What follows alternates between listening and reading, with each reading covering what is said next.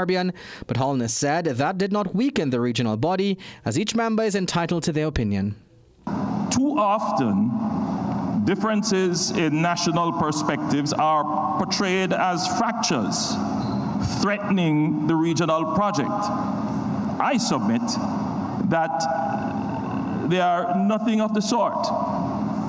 While there are undoubtedly circumstances where one voice has and will work for us to great effect globally, variations in national perspectives is not a liability to be feared. Well, those were your 6 a.m. news headlines. We'll have another news update at the top of the hour right here on CNC3 and at the TBC Radio Network.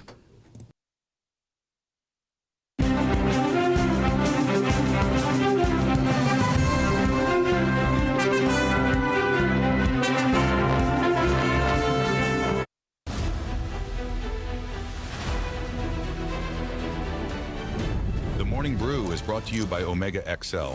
Live long, stay strong.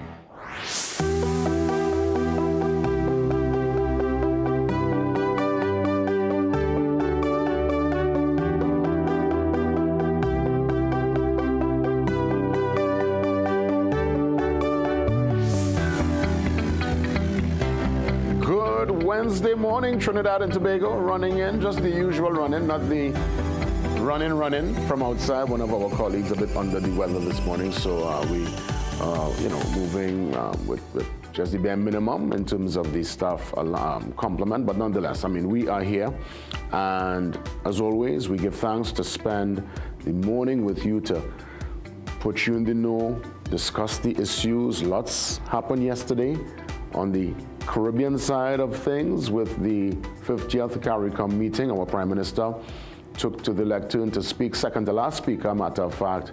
Last evening, many were waiting with bated breath as to what she was about to say, what was her perspective. And well, I tell you, as the Guardian says this morning, and you'll see in a few seconds, part of her words yesterday, she said, hey, who vex loss, you know? Who vex loss? We'll dissect that later on with Tim Wally, the international relations specialist. He's going to join me on the program via the Zoom link this morning. Also, Donald Trump with the State of the Union, his address last evening. We're still trying to dissect what happened there in Washington, D.C., and Wally will help us walk through it. Jason Williams signing on. Good morning, Trinidad and Tobago. Let's have ourselves a tremendous Wednesday. Today, Wednesday, the 25th of February, 2026. By the end of this week here, the second month of the year is gone, you know. We welcome March in a couple of days. The year is sprinting away. So, as the front page says, who vex loss? Prime Minister delivers a scathing address at CARICOM summit opening, strongly defends TNT support of U.S. action against Venezuela, admonishes leaders for interfering in regional elections, which is a bit, that point, I'll get back to that in a few, and sharply criticizes Secretariat over its non-response to Brent Thomas kidnapping. Now, as it pertains to interference, I don't know if somebody could probably ask me if I was living in an alternative universe, but I recall those who were part of the UNC's campaign last year, key persons who ran for, ran in the elections. They were in the mix in St. Lucia elections and St. Vincent elections on the ground with artists. Do that. So I guess probably people from other CARICOM territories would have been doing interference here. If that's the case, I would love for, obviously when we open the lines, you could pinpoint who. But I recall seeing Trinidadians, Trinbagonians, I've never seen that before. Now, whether we would have been there in the past on the back end, behind the curtain, probably, but I saw in real time for the election cycle in St. Vincent, and clearly in St. Vincent went a different direction. They totally turned their back on Ralph Gonzalez, Dr. Gonzalez, and went with you know, the opposition, who's now the prime minister. Well, it didn't really work too much in St. Lucia. St. Lucia decided to stay with the incumbent. But I saw that particular development in real time. So that was indeed a strange one. So we're watching that particular development, and of course we'll get a chance to expand on that at some point. Also, fixed penalty traffic ticketing system begins Sunday. That's the word from the transport minister there. Let me just take a sip here. I'm feeling a little groggy in the throat. Ah, yes. That's what the tea does. I took a little, excuse me. I had to get a little morning brew there, any morning brew. Good stuff. My apologies there for that. Nonetheless, I'm watching Senator Zakur with, of course, that development in the Senate yesterday, page 8. You can get more on that particular story. As we speak about transport, Minister John says, MV Blue Wave Harmony not cause of Tobago goods shortage. So that's the issue there with the fixed penalty warning to start Monday, giving drivers time to comply, right? We call that a bly. You get a little moment to sort yourself out. There's some discretion, and we give thanks that they were able to listen and make the necessary adjustments. So I want to thank Transport and Aviation Minister Zakuru in that regard. But on the Sea Bridge side of things, the Infrastructure Minister, right, and Acting Prime Minister says, listen, there's a shortage of goods. It's not because of the boat. What's really happening? You're hearing all kind of different reports. You're hearing the business interests in Tobago saying one thing. Obviously, the minister's giving a different story. And the man who's on screen, Curtis Williams, he will join me this morning, President of the Tobago Division of the Chamber of Industry and Commerce, concerning the cargo shipment and the update. Remember, he was the man who established to me and the nation about 2 weeks ago, it had no bread, not even our hops. No hops, no butter bread, no whole wheat, no multigrain. It had no bread in Tobago, he said 2 weeks ago. What's the current situation? We'll find out from President Williams in a few. Let's head to the back page. And yes, our under-20 boys were able to earn a draw, a 2-all draw against Bermuda. Right, so the under-20s put in a nice fight. I'm kind of surprised because, you know, you think Bermuda, you're telling yourself, well, that should be, you know, points on the board, but clearly it was a dogfight. And we were able to at least put in a nice draw there. That's the TNT under-20 football team in their Group E, CONCACAF under-20 championships. So we wish the boys the best going forward. And in terms of the senior men's team, Coach Dwight York will take the lead as we go up against Bolivia in March. We have a game against Bolivia. That's Sunday, March 15th in Bolivia. So we wish our senior men's team the very best as we look to rebuild. Clearly, we have to look now towards the next 4 years, 2030, before we could even get a chance. And then when that particular cycle comes around, we have to tackle the likes of USA, Mexico, and Canada. This was really our chance to get into the World Cup. I think both Trinidad and Tobago, and indeed our brothers and sisters up north, out of many one people, Jamaica, there must be a feeling of heaviness knowing that we, well, at least for Trinidad, we are out. Jamaica is still in with a glimmer of hope. They're still in with a chance. They have a playoff taking place in Mexico very soon, but it's still going to be a tall order. It's almost like many would have given up. And I guess it's going to not be a miracle per se, but they'll have to really play with heart and soul to get through. So I'll send my support behind Jamaica going into this 2026 World Cup campaign, but I know it's going to be a tall order for the Reggae Boys. And there's a big controversy right now concerning their uniform. New uniform would have been released, and there's a hint of red inside there. And as you know, Jamaica colors, it's really predominantly green, black, and the yellow. So many are suggesting, well, where is the red coming from? And it's nothing to do with anything other than they're looking at their actual colors, and they would have put this, they kind of leaned into the reggae, leaned into the music with the uniform. With you had to see the uniform. It's actually very nice, but there's a big debate in Jamaica concerning their uniform. But listen, you could quarrel all you want about the uniform. You have to get in first, right? So I don't understand why jersey releasing and all that. To me, they should have waited till this playoff and then they get into that kind of conversation. But nonetheless, that's not my argument and that's not my fight. I'll let them sort that out. Let's head across to the brief on this Wednesday morning.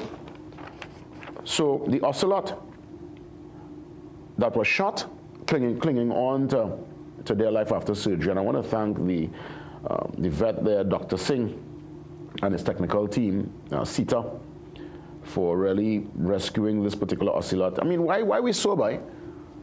Oh gosh, man, is everything we want to eat? This is ocelot, very elusive. They don't trouble nobody. If they see you, they go on back in the bush. This cat we like to eat, so come on, man, come on, let the ocelot live. This wild. We eat and go on. Well, I mean, okay, I'll allow it go on a little bit, all right. But wild hog, lap, goatee.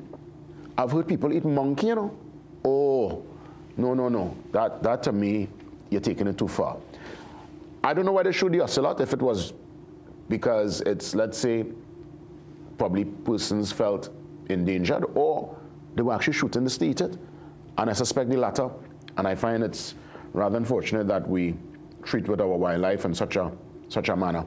And of course, well, at least good news, ocelot is on its way.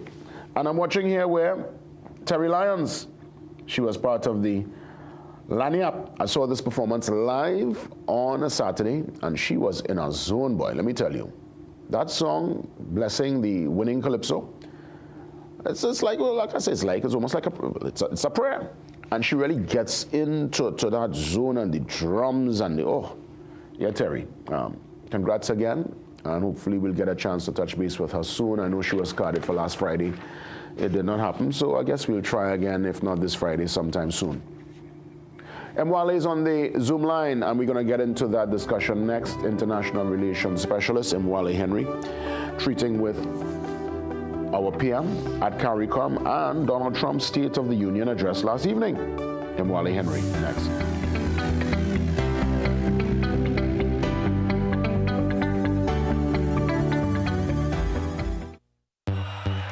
What, boy? The game showing clean, dog. Hey, it's fast internet and best entertainment I paying for, you know. Yeah, girl. You heard my good, eh? Hey, the call not sticking. So why are you taking so long to reply to your messages? Hey, I get Wi-Fi quite out here. Yeah, boy, that's ampler. But what are you doing outside? Come inside and lime now. I come in there. Wi-Fi so fast, you'll be saying, Hey, it's ampler.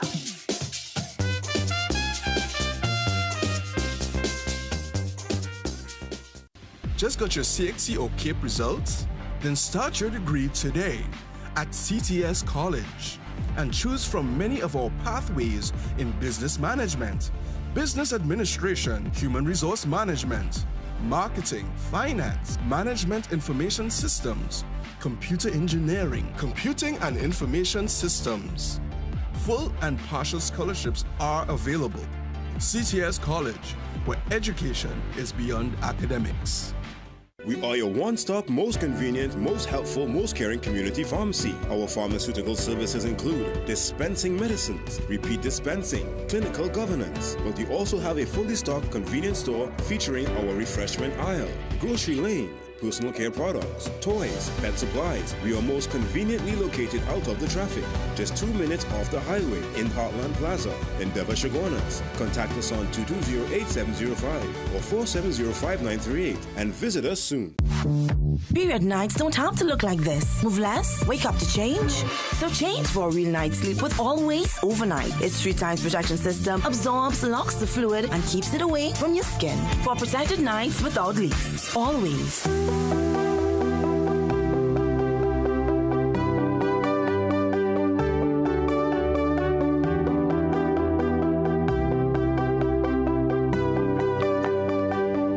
Mwale Henry joins me on the Zoom line this morning. Mwale is International Relations Specialist, and I always enjoy conversations with Mwale. He's able to articulate and break down for us some of the remarks. And in this particular regard, we are treating with the remarks of our Prime Minister at the 50th CARICOM meeting. very important coming together of CARICOM leaders. And later on, we'll try to get some details regarding the State of the Union address by President Trump last evening. Mwale, great to see you. Good morning. Good morning to you, Jason, and good morning to your viewers. It's great to be here. Great to have you as always. Well, the reaction, it's coming fast and furious. Some of the criticisms towards the Prime Minister's address, very sharp. And I want to start with the opposition leader who said via a post yesterday, she said the remarks by Trinidad and Tobago's Prime Minister Kamala Persad-Bissessar were quite frankly revolting and bizarre. She said they were inflammatory, reckless, and wholly unbecoming of the high office she occupies. She went on to say it was the worst speech ever delivered by a head of government at a CARICOM meeting in the organization's history. Is there any merit at all to such sharp criticism? Well, you know, to the feedback by the honorable opposition leader, I think her comparison is steeped in some of the conventions and the traditions that would usually hold in certain forums, namely the CARICOM forum. So this would have... So we're getting a little technical issue there with Mwale. We're just trying to reconnect and make sure he's able to share with us sentiments. And we look at the bigger picture, obviously. Many Caribbean nationals, including, importantly, those who reside here, are my fellow Trinbagonians. We were waiting, obviously, with bated breath. The Prime Minister's address started somewhere before 7 p.m. last evening. And she went on for quite a while. And I guess now it's a chance to dissect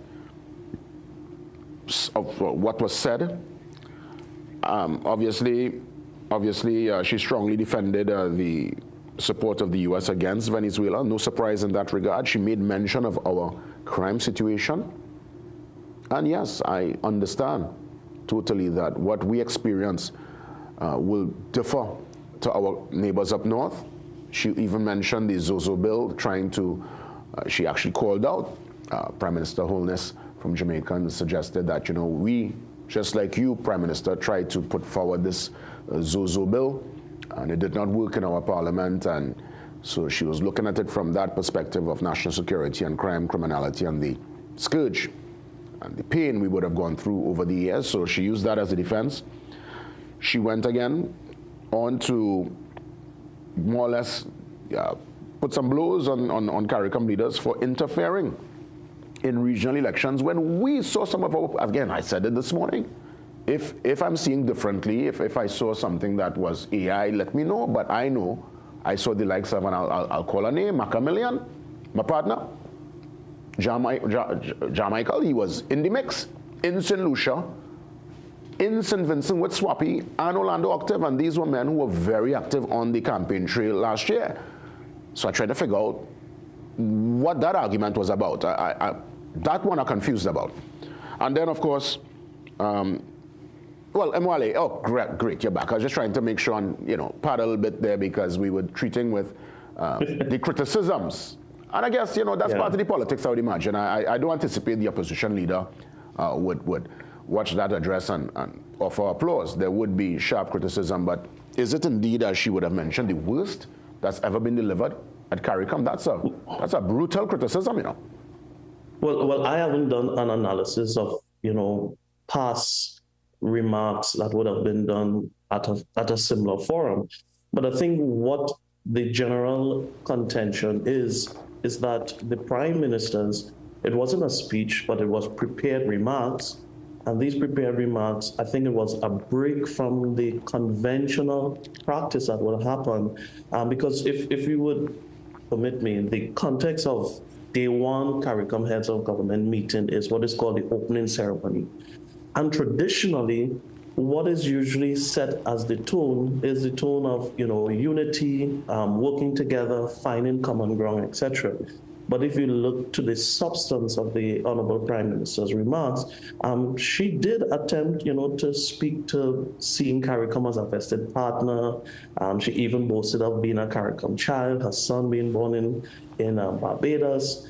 So she spoke about working in the CARICOM, but the majority of her prepared remarks, and she was quite confident and quite frank, You know, some might use it was Trumpian in style. She was frank in her disagreements in CARICOM, concerned about how CARICOM countries and regions interact.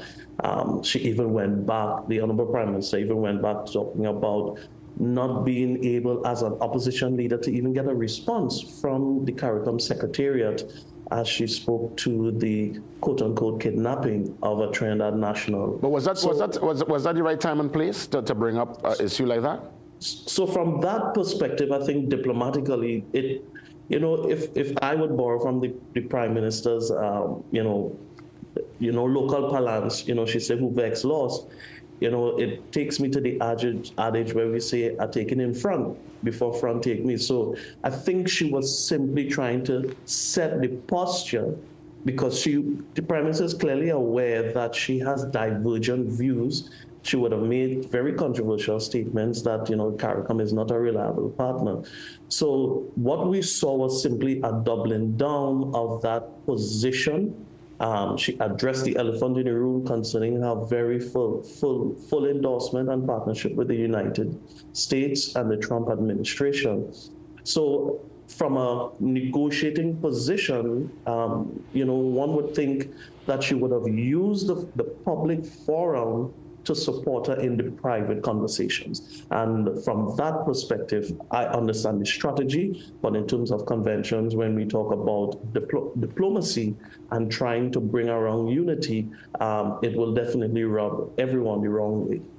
Well, I saw Prime Minister of Jamaica Holness actually mention that, it's the differences. He also addressed some of the tension, I would imagine, going into the meeting when he made his address. And he spoke to the differences, and he says that, basically, kind of paraphrasing, it's what makes us stronger, it's what makes us CARICOM, and I guess he sees no issue with different nations having a particular perspective, differing perspective. But indeed, what we saw yesterday, I know many were waiting. She was the second to last speaker, our Prime Minister. And more or less, in any scenario like that, it's like you're the headliner. So she went in there. I know many were really waiting with bated breath as to what she would say. And I saw that she mentioned, and I was talking about it before we had the right before you came back after the technical issue, where she admonishes leaders for interfering in regional elections. But we have seen personalities from Trinidad doing the same. And many of them are good friends of mine, great friends.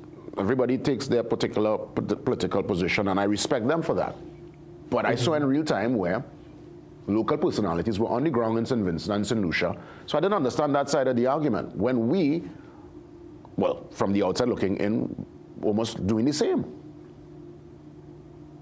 Well, I have a friend, he told me, he said when he was in school, and, there's somebody who he has a big disagreement with, and he said, Marley, if I think it's going to be a fight, he said, one thing I will do is take in front and hit first. He said, even though I know I might lose, I strike in first. And what we saw was the Prime Minister striking first, because the very set topic that you are raising, there have been questions about our country being guilty as charged of having some type of relationship, quote unquote, interference in our own CARICOM, CARICOM neighbors' elections.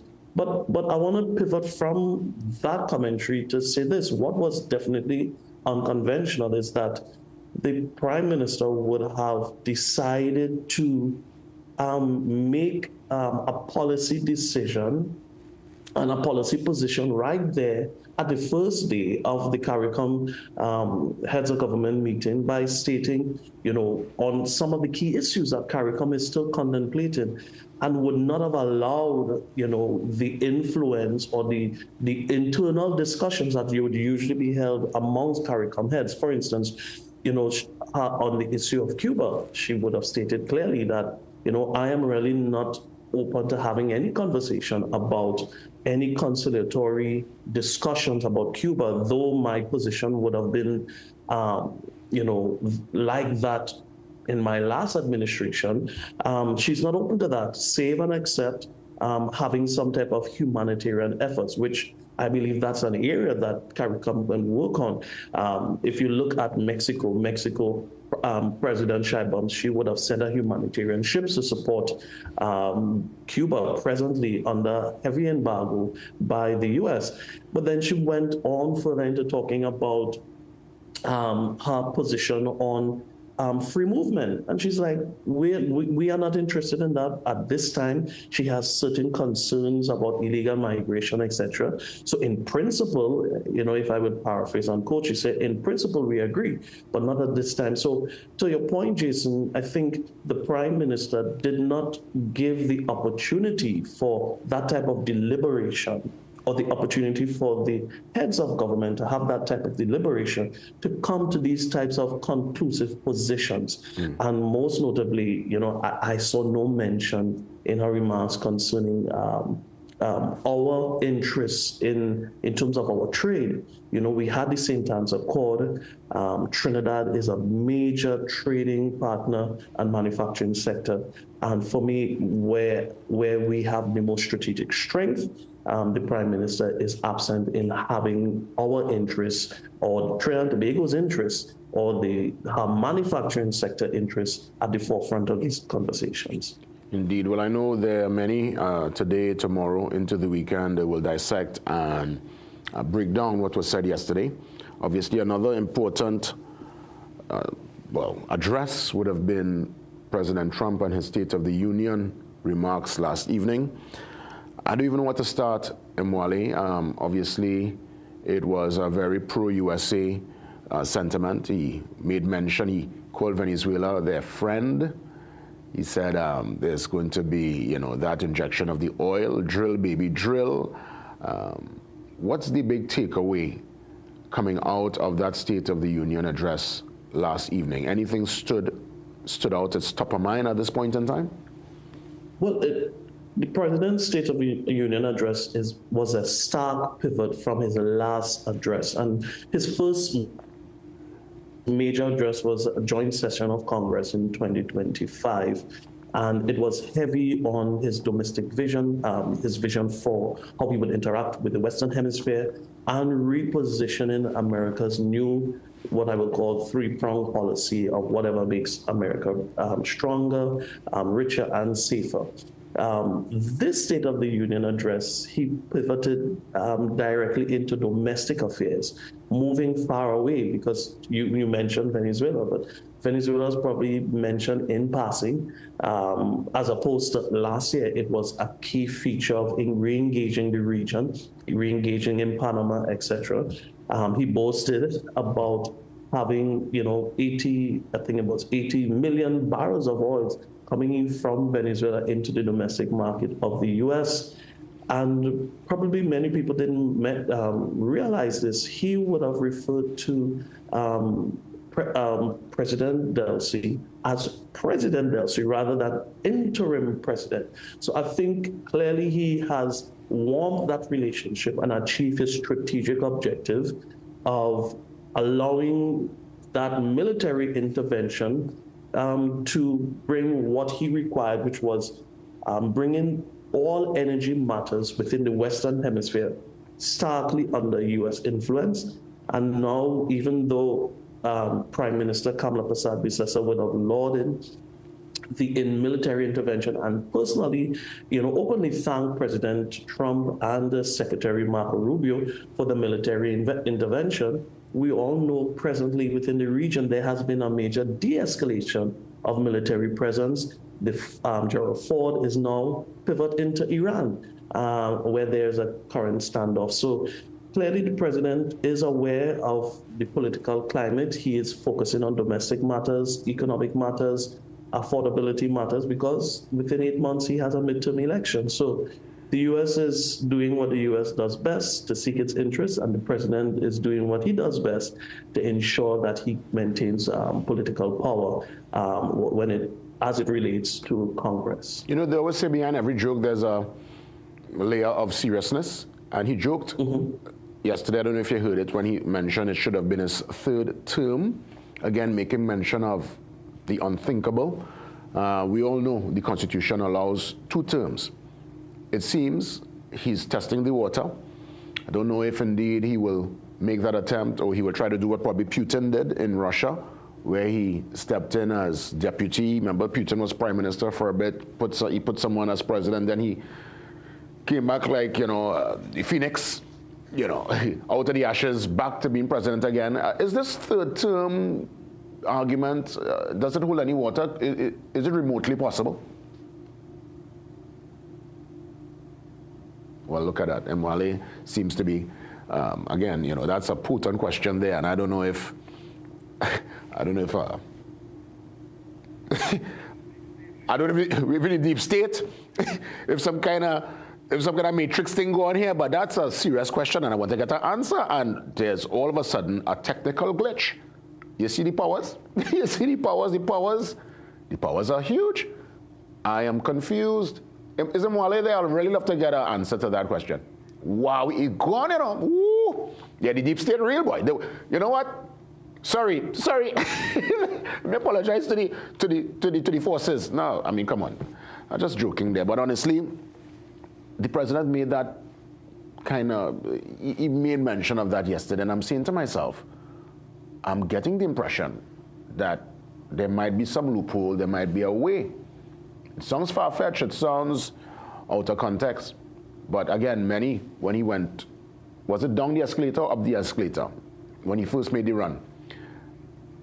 Oh, so Mwale is back? Good. Great, because I say Mwale, the deep state, the deep state, where can I ask you a potent question of a sudden you're gone? But in conclusion, I think the president has proven that he submits to the law as it relates to Supreme Court rulings. He himself had to submit himself to the law when he was prosecuted many times, going through different court matters, etc. So to your question, would he try to usurp that? There's the high probability of a no. Some people are murmuring, in my circle, probably he is looking to become vice president. Who knows? So, but could that happen? Could a president then who had served 2 terms become vice president? Yes. Then that's it, and then he'll be president. But to your point, I think president has been using that rumor to really get at the Democrats, get under their skin. The speech that he used, because the president is known as being a very good troll, and he knows how to get under the Democrats' skin. Because if you looked at the State of the Union address, issues on immigration, he covered a wide sector of issues. He talked about the Safe American Act, the Delilah Law, Stop Insider Trading. And the Democrats, they sat down there and he chided them, he trolled them. So I think he's using that as a troll to distract them as he pursues his agenda. So all right. I don't see him trying to have a third term.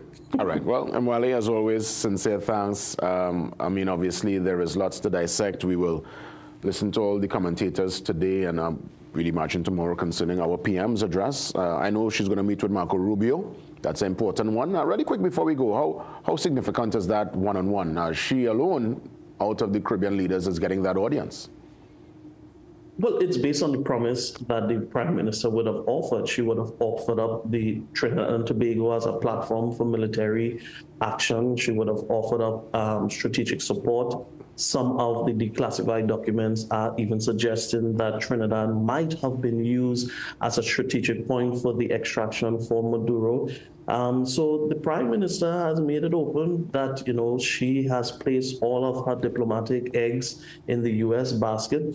As she moves along the agenda of getting some type of favorable term for Dragon gas deal. But you would see the stark difference whereby before the last administration would have been central in the negotiation, it being a negotiation between Trinidad and Tobago and Venezuela vis-a-vis the multinationals. But now we see Trinidad is on a backseat and the multinationals are leading negotiations. So it's in tune with America's interests, because America has always said they're going to put their multinationals first in having access into Venezuela. So the question is, what are some of the true financial benefits. We will, in the future, when these developments take its play, what type of revenue comes into our consolidated fund. And the truth is, Jason, we will never really know what are the material interests of those arrangements until we do some reverse engineering, what comes into the consolidated fund from revenues, and then we will know if we really got a real lucrative deal. Emwali, all the best. Thanks for touching base. Let's chat soon. Thank you so much. Let's go before the deep state gets us. Yeah, because let me tell you, my goodness, as I put forward that question, the man cut off immediately. You wonder if these things are, so if it's coincidence, if it's really some kind of magic happening on the back end, I have no idea. But nonetheless, he was able to answer, and he said categorically, no, we don't anticipate a third term, but I still hold a little bit of caution there, because again, if anyone can do it, the Donald can. That's right. Let's head now to the pause, and we get ready for that Tobago discussion. Tobago Talks. Curtis Williams joins me concerning the cargo shipment update. We're hearing one thing from the minister, and then we're hearing another from business interests. What's really happening in Tobago? Let's get the details after the break.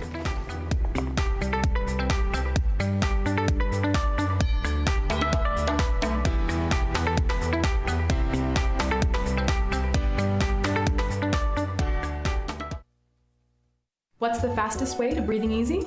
It's NeilMed's Sinus Rinse. Today, I'll tell you how to use the Sinus Rinse. First, fill the bottle with distilled water.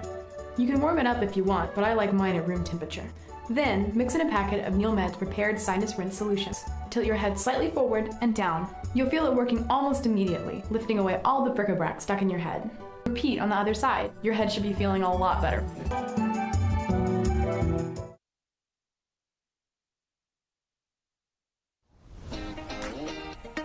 Bread.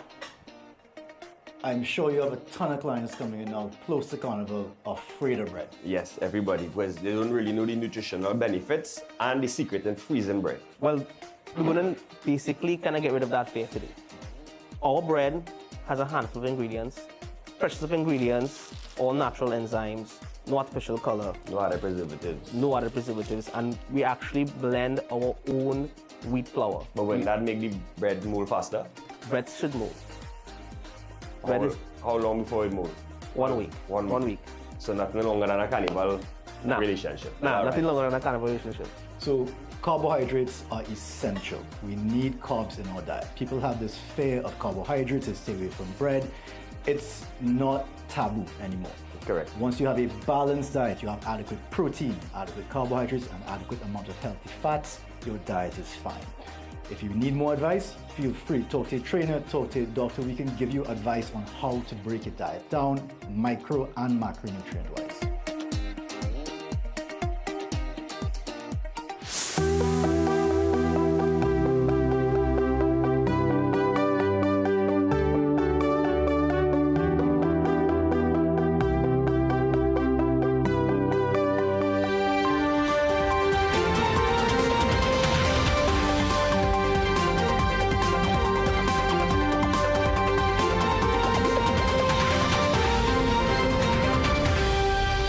Curtis Williams joins me on the Zoom line for Tobago Talks, and when Tobago Talk, we listen. Curtis is indeed the president of the Tobago Division of Chamber of Industry and Commerce. President Williams, great to see you. Good morning.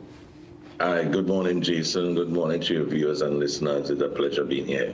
You were really the first to sound the alarm. I remember about 2 weeks ago when you stepped in via the Zoom line, like you're doing this morning. You identified the issues, supply chain issues. You went into detail, saying that even bread, hops, butter bread, multigrain, whole wheat wasn't readily available. And since then, we heard there would have been an ease up. And we're hearing to the point where Minister John, up to yesterday, Minister of Works and Infrastructure said, listen, you see the shortages you're talking about, Curtis? It's not because of the blue wave harmony, What's the real deal? Because, you're hearing one thing from the business interests, but then the minister's telling us, well, that is not the case. Well, Jason, I think let me update you guys on the situation. As we speak, due to the movement of cargo now on the sea bridge, most of the suppliers were able to replenish their stock. And up to weekend, they will have crews working overtime trying to get the shelves back to order. And these are the major players in the industry, talking about the big supermarkets. Even some of my small places on them, we were able to get stock within the last couple of days. This is dry goods, food and beverage. And so we were able to replenish our shelves. So if you come now, or within the last 2 days, if you do pass up some of the supermarkets and even the mini marts, etc., you will see the shelves back to some level of looking normal. There's still a bit of challenge with the cold storage, though, because of the refrigerated trucks going on the boat too early, and because of that time, they have to take off their generators, etc., and they weren't able to, get across in time. So because of that time span is more than 6 hours, they will have to be there on the port. We're talking about over 10 hours in some instances. So the refrigerated items are the ones that have been looked at as we speak. We're talking about chicken, fish, shrimps, even normal bacon and stuff like that. Those refrigerated and frozen items, that still poses a bit of challenge, and they're trying to work on it to see how if we can plug in these trucks on the boat, as the case may be, because electricity may varies, the amperage, etc. So it's something we're looking at, and I think within the next couple days, they will get it right, and we will get some cold storage or refrigerators. Is it the schedule needs to kind of go back to what happened with the Cabo Star? Because I'm watching here on page 9 of The Guardian, where they're saying here, with the Cabo Star, they used to arrive around 8 p.m. and depart 3 hours later. With this new vessel, the Blue Wave, it docks around 8 a.m. and leaves at 2 p.m. And many are saying that because they're docking so early, especially those with hardware, where you'll have to, the transport man will probably be taking material to the job site. Now they have to go on the port to get the said material to take it to the hardware. Well, Jason, you're correct. The logistics in terms of the change in time, most of the players was to readjust their schedule to suit that. Readjusting their schedule meant for some of them increasing costs. Folks would have to overnight, because remember the vessel was still on sea trial and it wasn't taking any passengers or drivers.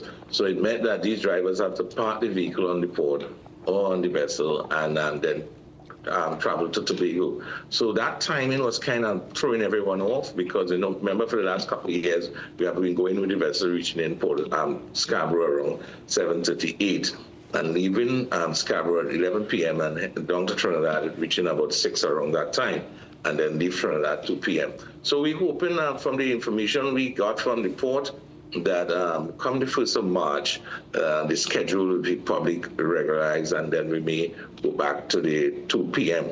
So I think starting from either tomorrow, I think the last information, they were going to do a test with the night run to see how that one worked out within the trial period in which they are now. So we all waiting and hoping that all things be equal, and we get back to that level of schedule being normal, so that the wholesalers, the truckers, and them can get the trucks on board in the timing as you indicated, and get across to Tobago for 7:38 p.m. in the night. President Williams, looking forward, what can be done to ensure this never happens again?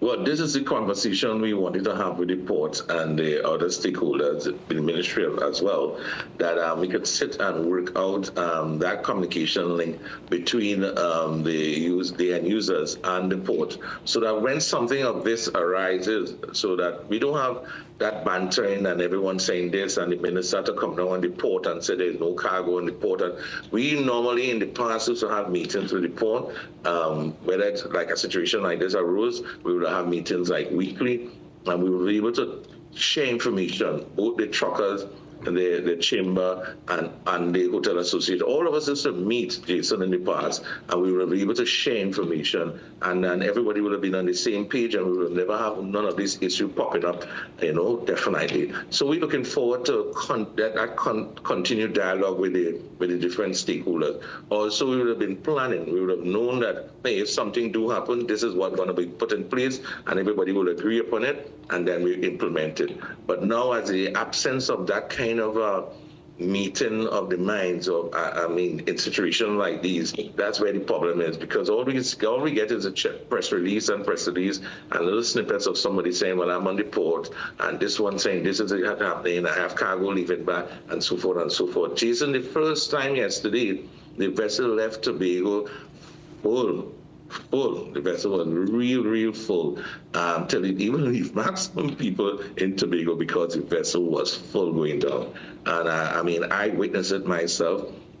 My members and all, some of them were trying to get their trucks on, and then because it was so full, they couldn't get their trucks to go down to Trinidad. And this is history. So we've seen that things is picking up, and we want to continue, and we indicate to the port, indicate to the ministry, let's have some timely communication, let's open that link of communication, keep it transparency. There's no hidden agenda, nobody have an agenda, I don't have one, all I want is for the betterment of Tobago and the people. So let's keep that line of communication open and clear and free from all the other things that happen in the space.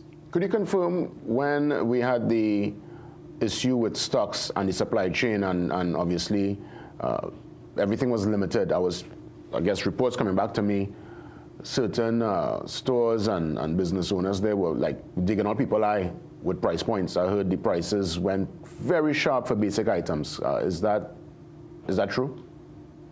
Well, that was then, but even today, Jason, I received stock, and I had my team checking the prices, and we see slight increases in prices. We definitely see slight increases in prices. Even snacks and all, we see slight increases in snacks, toilet paper. We see slight increases. I don't think it's only on the logistics getting across to Tobago, but overall, most of the manufacturers and them in Trinidad have increased their prices due to the natural gas increase. So I think it's an overall thing, and not just only Tobago, but there definitely is some price increase going on. Because many Trinidadians, when they come to spend, let's say, a weekend or a vacation time, they always lament that prices are indeed more for the same exact product in Tobago when compared to Trinidad. And I wonder if that is because of sometimes the supply chain issues, the fact that it is a struggle sometimes to get the said product to Tobago. Yes, Jason, you're correct. Moving that same case of water across the island. Presently, as we had before, we couldn't get 8-liter water. There were no 5-liter waters at some of our big distributors on the island. Some of the big supermarkets, they were any 8-liter and 5-liter water. And because those were bulky items, and they really need, that kind of a big trailer trucks to bring those bulky items. And they're definitely logistics, so you definitely will see a bit of increase in, they will spread it out around the goods, but you will see a slight increase. So why is in Trinidad you may get something for $4, in Tobago you may get it for $4.50 or $4.25. It definitely will be an increase in just kind of logistics and moving that cargo across the island. Indeed. As we wrap things up, President, you feel a sense of ease? Things are coming back to a place of normalcy. You feel a little more relaxed now compared to when we had our conversation 2 weeks ago? It's 100% different now, Jason. Folks are a little much ease. As I said early on, the only thing that we have now is the cold storage to bring that back. To stock to be the real, based on the feedback I got from the distributors, it would take about a week or two of the vessel moving every day to bring the stock right back to where it was originally. But now we have a sense of ease. There are a couple of things coming across. We're getting flour, so the bakers and then the small bakeries can get their flour, they can get their rice, they can get their oil and all the other stuff that they so desire, the caterers. So I'm happy to see that the big warehouses and them started to get stuff, and they started to distribute the stuff, because I started to get stuff at the dung traders at my level, and some of my business, I've seen stock coming in. President Williams, as always, sincere thanks, and keep us in the loop with any new developments. All the best. Okay, take care and thank you. President of the Tobago Division for the Chamber of Industry and Commerce. We'll take a pause and come back with some housekeeping. Ways to contact us and sit with me on the couch or join me like President Williams there on the Zoom line. See you soon.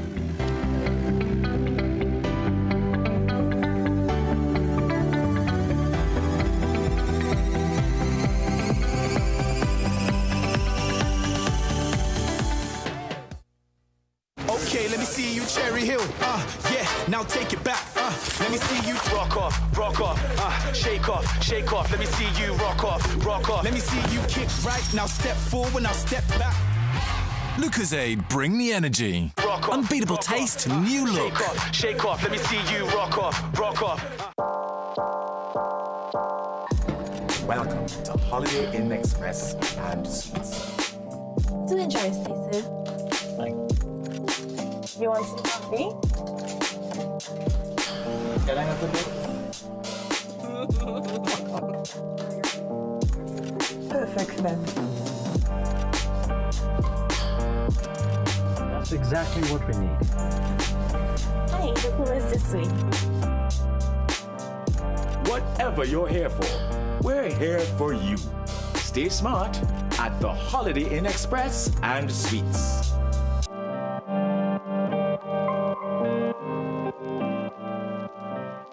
Struggling with blood sugar swings, high blood pressure, or stiff joints? Take control with Aja Nutrition's powerful wellness trio.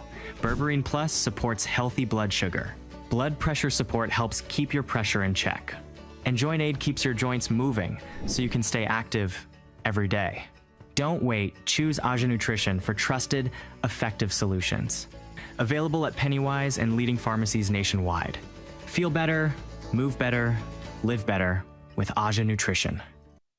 Magical Expressions Limited is the largest local importer and distributor of fresh cut stems, offering the widest range of beautiful flowers at the most affordable prices. Call us today at 701-6488 or visit our website to order.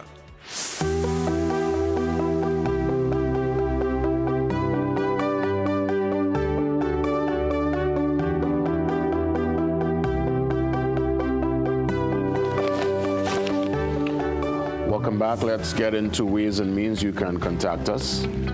You're sending an email to tmb@cnc3.co.tt. Simple, short, concise. And Lakeisha, Amisha, probably Angelo, they'll get back to you and let you know what's happening. All right, let's head across now to our social media handles, Instagram, Facebook, and X. At CNC3 News, at CNC3 Television, at CNC3 TV, hashtag TMB. Very active on the social. We head to the mobile app, your #1 source for verified breaking news, international, regional, and local content. Right there, on demand. Get it today. What about the Trinidad and Tobago Guardian? Get your copy today, Wednesday the 25th, and you'll see a nice breakdown as to CARICOM, the summit, sports details. Lots happening via The Guardian today, and you can visit guardian.co.tt to start your subscription. Let's head across to our food for thought, words to inspire. The ship of democracy, which has weathered all storms, may sink through the mutiny of those on board. Again, the ship of democracy, which has weathered all storms, may sink through the mutiny of those on board.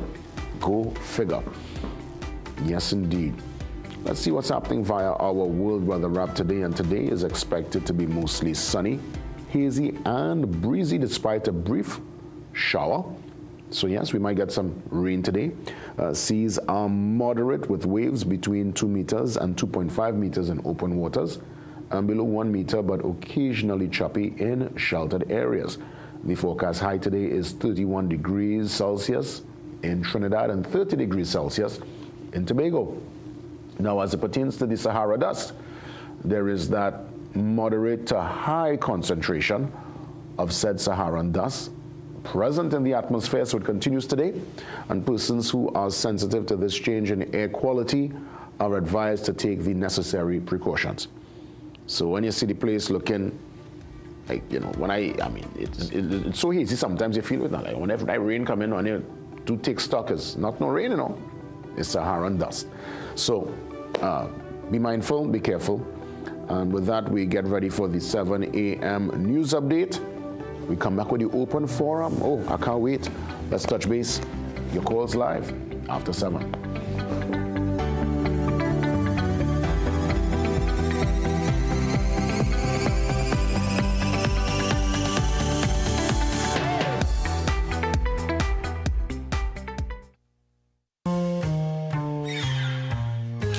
Things don't always go as expected. Be ready with Trinry for auto, home, business and group life. Call us at 800 Trin or visit trinry.com today. Huge insurance premium. Pay your premiums bit by bit with FlexiPay from Trinry. For more manageable auto, home and commercial insurance payments, call us at 800 Trin or visit trinry.com today.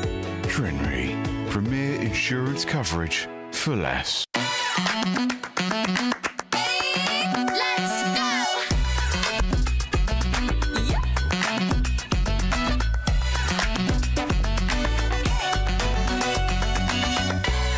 Step into ABC Doors and Windows, where quality meets variety.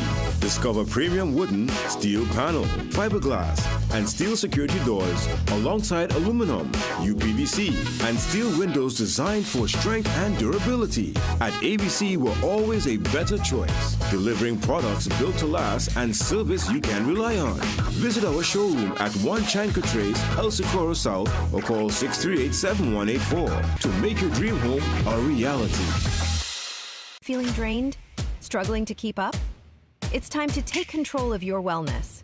On this episode of Wellness Unlocked, we're diving into the key nutrients your body needs for all-day energy and balance. With 100% or more of your daily essential vitamins, plus added chromium to support healthy blood sugar, this is complete wellness in a single soft gel. Join us as we uncover how small changes can make a big impact on your health. Don't miss Wellness Unlocked. Watch now on CNC3 and take the first step toward better health.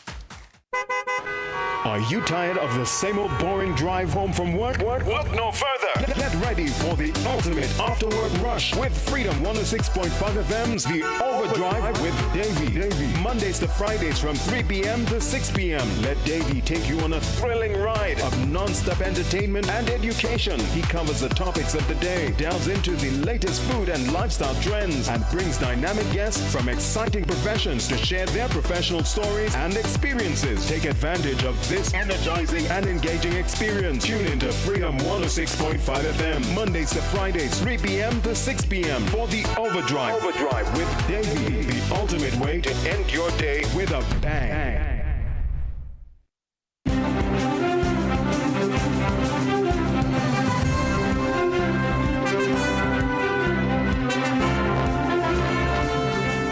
A very good morning, I'm Akash Samaru with headline news on CNC3 and the TBC radio network. Come next Monday, motorists will benefit from a new grace period instead of facing immediate fines for minor vehicle defects. Transport Minister Eli Zacharo confirmed in the Senate yesterday that the fixed penalty warning system will officially take effect. There was an uproar among members of the public after several traffic fines were doubled at the start of the year. Under the new rules, drivers stopped by police, transport officers, or traffic wardens will be given 3 to 7 days to fix minor defects before penalties apply. The warning can be handed directly to the driver or left on the vehicle if the driver is not present. The warning clearly identifies the nature of the violation, the steps required to remediate, the time frame within compliance must occur, and the location at which the driver owner must report and provide evidence that the defect has been complied with. The driver owner is required to report to a police station and office to the licensing authority as specified in the warning and to produce evidence of compliance. In other news, Homeland Security Minister Roger Alexander is assuring the public that government has no plans to restrict citizens from sharing video footage of police-involved incidents. Following public outcry over the fatal police shooting of Joshua Samaru and support from a High Court judge for recording police conduct, Alexander had previously questioned placing such footage in the public domain. However, He now says there will be no legislation against sharing. The minister went on to urge citizens to first provide the footage to the TTPS to assist with investigations. It is not the government's intention to introduce legislation prohibiting, regulating, or otherwise altering the public's ability to release, share, or publish footage of police-involved incidents.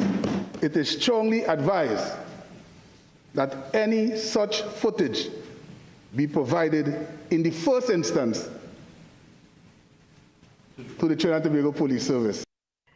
And the TNT national has been sentenced in the United States for smuggling over 200 firearms into this country. 36-year-old Shem Wayne Alexander of Port of Spain will serve 4 years and 9 months in federal prison. Alexander had pleaded guilty to conspiring to smuggle firearms from Florida to Trinidad and Tobago between 2019 and 2022. Authorities say more than 200 guns were trafficked. In April 2021, local police and customs intercepted a shipment at Piarco Airport.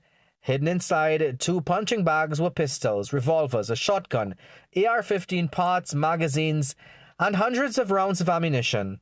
The case was investigated by U.S. Homeland Security alongside agencies in Trinidad and Tobago and Jamaica. And those were your 7 a.m. news headlines. We'll have another news update at 8 a.m. on the TBC Radio Network.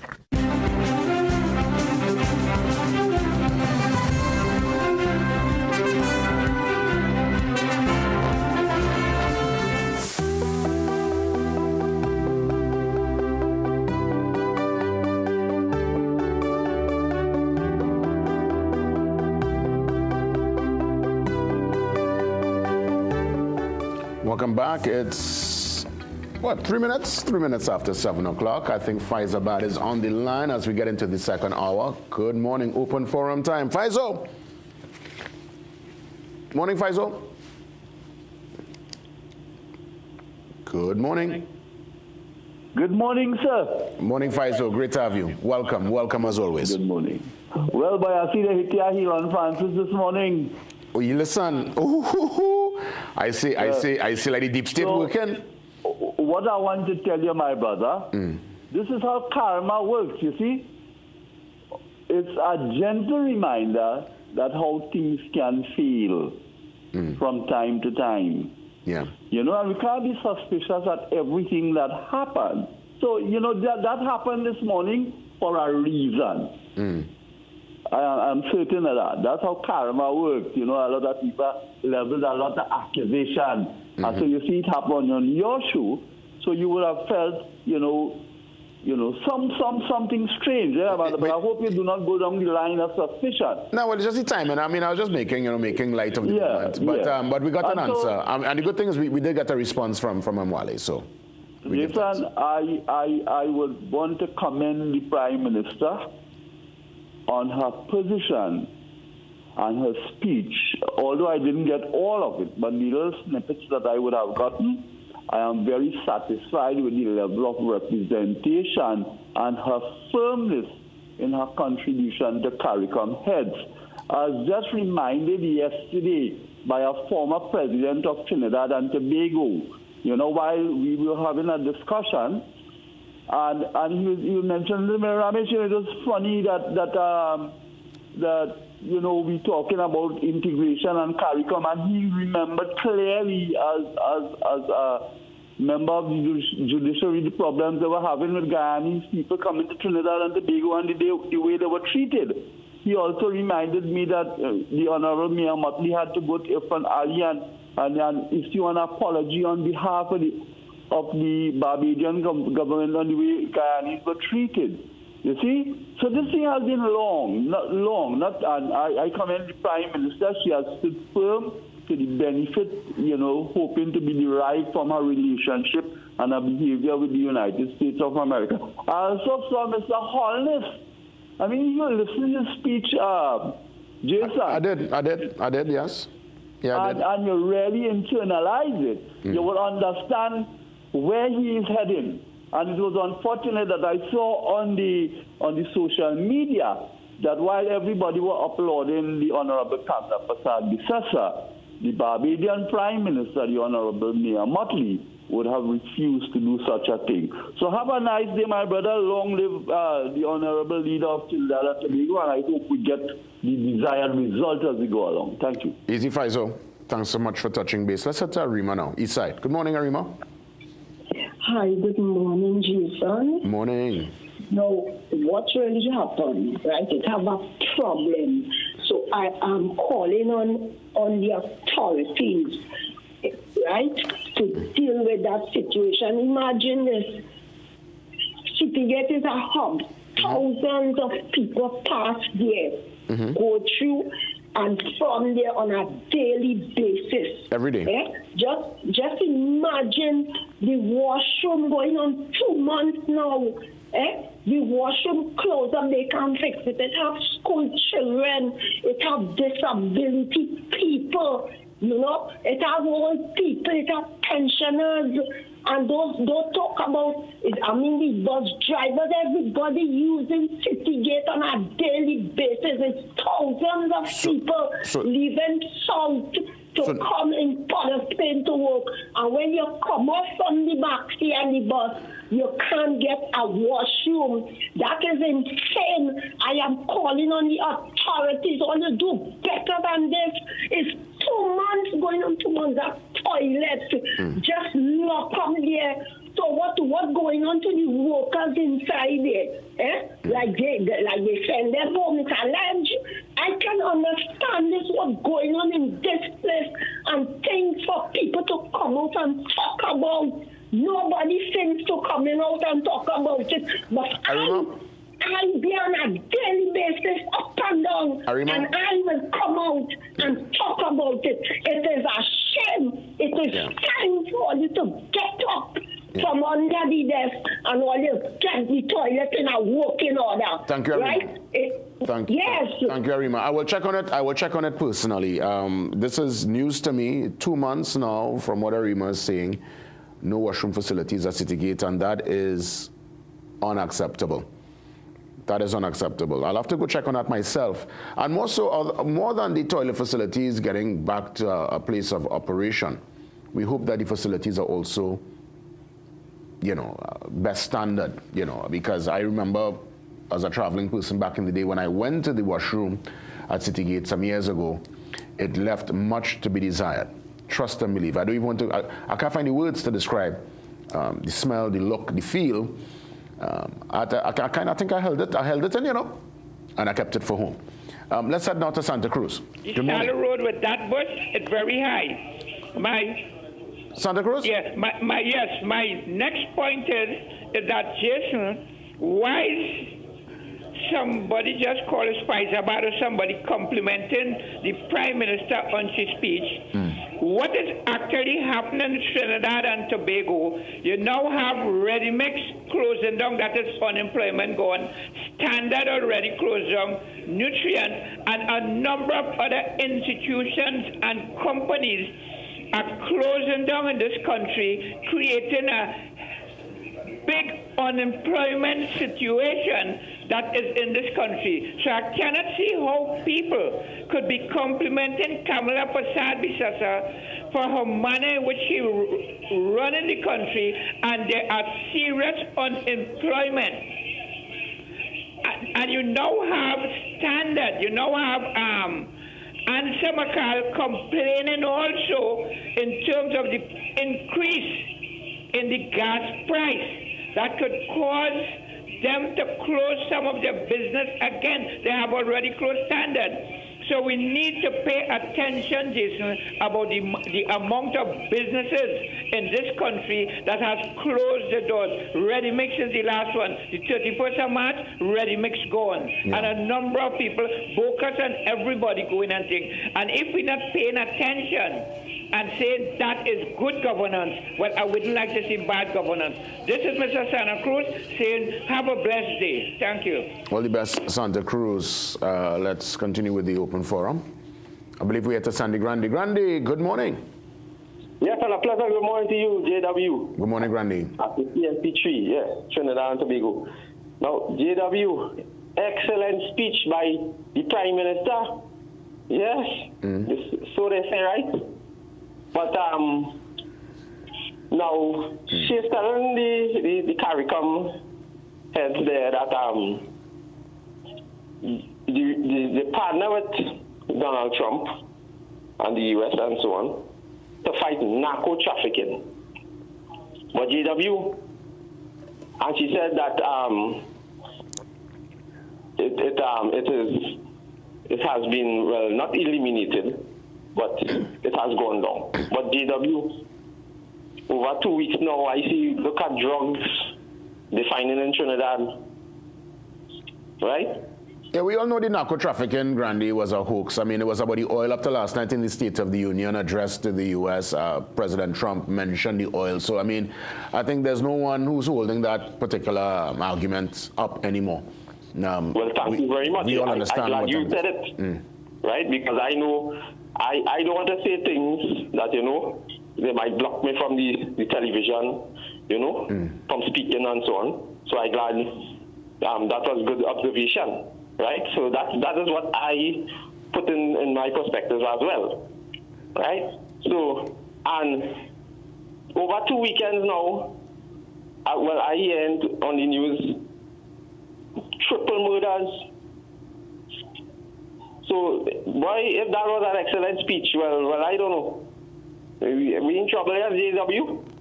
Well, JW, boy, I just call it to highlight those things. All right, Grandy, well, I hear you. Thank you very much for allowing me the contribution. No problem. And that's what the Open Forum is about. So Faizabad, through his lens, he saw the speech as a fantastic delivery.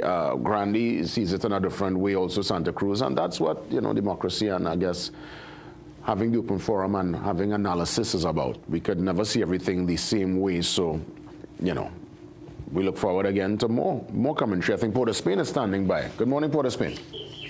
Yes, good morning, JW. Welcome. I'm calling, this is my first time calling. Oh, great. I'm to have just you. calling in support of the last caller that's called concerning the toilets at Port of Spain, TSC. Yeah, the problem is every time we change government, that always occurs. The last time when they came in, they said it's wickedness. Why charge people the $2 to use the toilet? But the thing is, when you leave it like that, you have all kind of people. They're going in, they're mashing up everything, they're messing it up. People bathing, they're doing all kind of thing. But when they give that contract to maybe a poor person, they may employ 2 or 3 retired old persons, and they will keep that toilet in order. They're keeping it clean like every hour, so they would clean it, provide it, tissue paper and all of that, and everything was running good. Then they will come again. When they put them back and they come again, it's the same thing. And when you look at, nobody could use the toilet because it's in a disarray. And I mean, what is that? Just because it's Port of Spain? Yeah, that's right. That's always going on. I don't know why they does that and says wickedness to charge people $2 to keep it clean. But the thing is, when they charge that among the $2, it is being kept. It is being managed round the clock because then yeah. I want to ask you, is the facility on the promenade still in order? I know there's a washroom facility on the promenade itself. Right? Yes. On the promenade, and you're paying the $2 to go in, and the people is there. That is, I think, is City Corporation. All right. And they maintain it. They keep providing the tissue paper. So it's the same thing that was going on PTSC, but I don't know why. Every time they come in, they always stating that it's wickedness to charge people $2, when that is the reason why the toilets are being maintained and being kept because of paying the $2. Then they wouldn't have the random vagrant going in there to bathe and do all kind of thing, mess it up, and then they always have to refurbish it. They always have to be fixing it over and then let it loose and let everybody just go and mash it up. Why are they doing that? Why this particular government keep doing that to PTSC? No, I will definitely. I didn't even know him. I've not obviously been through Citygate for quite a while. I mean, we go down there to do reports. For now and then I'll just check in. But this is a cause for serious concern, and we will do a deeper dive into that development. So thanks a lot, Port of Spain. and Arima for sharing that with us. One more call, and Diego Martin, I believe, is on the line. Diego Martin, good morning. Yeah, Jason. Good morning, bro. Morning, Diego. I'm not talking about washroom facility. I want to clap back at the Santa Cruz person. Apparently, doesn't have the facts. Standard hasn't closed down. They have changed ownership, and I think it's one of the siblings is running Tri-Finance. 2, Ready Mix. It has closed down because it's not an agile company with batch mixing and ready mix thing. It have too many of them competing with him. But my take this morning is why Trinidad and Tobago is silent on the Epstein files, aka our Chambers, Aki Chambers files. We have a lot of information out there that should be open. The TTPS is sitting down on information. It has been passed on to the information in the Senate, and a number of people know who one of the alleged perpetrator. He has died. He was a former PNM senior minister. We have to flesh it out. And I think Penelope Beckles, instead of saying the Prime Minister shouldn't say pedophile thing and drug running and facilitated, do an investigation, sit down with the government and let us flesh it out. Is that a former Prime Minister who has a nexus to one of the main witnesses? Some of the witness has gone to Canada. Has they been paid off to go and hush them out? The counsel who said he was looking after Akil Chambers' business when he died, they are silent now. People have come out with information. One pedophile is still out there, probably continuing to do the nasty work. Why, as a country, look how long it is, what is happening in the Epstein file. We have a similar situation. Sabga said, it's two of them.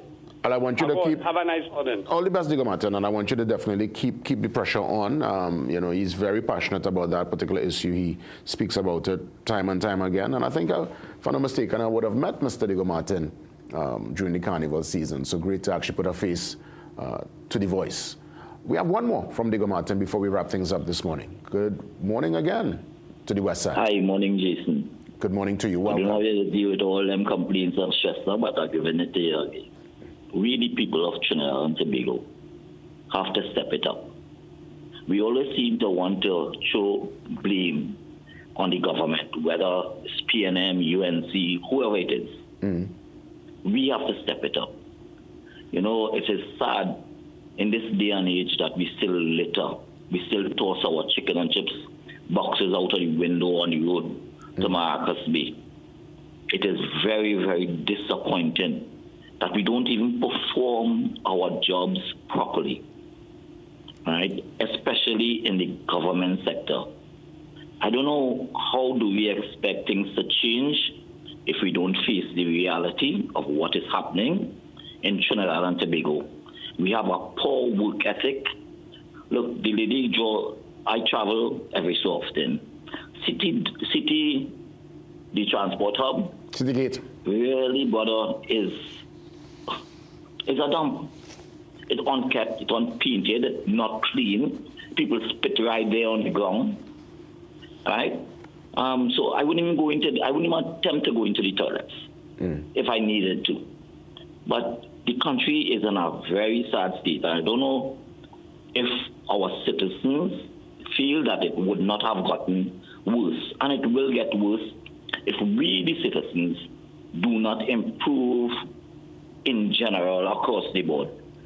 Listen? Thank you, brother. Later. You're welcome, Diego Martin. You know, I've always had a vision for Citygate. My vision, I guess it's probably far-fetched, but my vision was always one where you see escalators instead of these steps. You make it into almost like a Grand Central. You know, you keep, yes, the aesthetic and the old infrastructure, but you modernize the facility, you block it off, make sure, you know, you have some premium shops inside there, places you could, now don't get me wrong, you could have your breakfast and stuff, but we're talking here, you know, nice tiles and mosaic and art and probably a skywalk taken here so that people don't have to be crossing on the road. It's just a little vision I would have had there for quite a while. So I don't know, probably in this lifetime and another lifetime, you never know, but thanks a lot for identifying some of these issues and bringing it to us in a real and meaningful way on the program. let's take the pause and get into a very important IT discussion. We have some IT solutions with Echo Services. They're up next.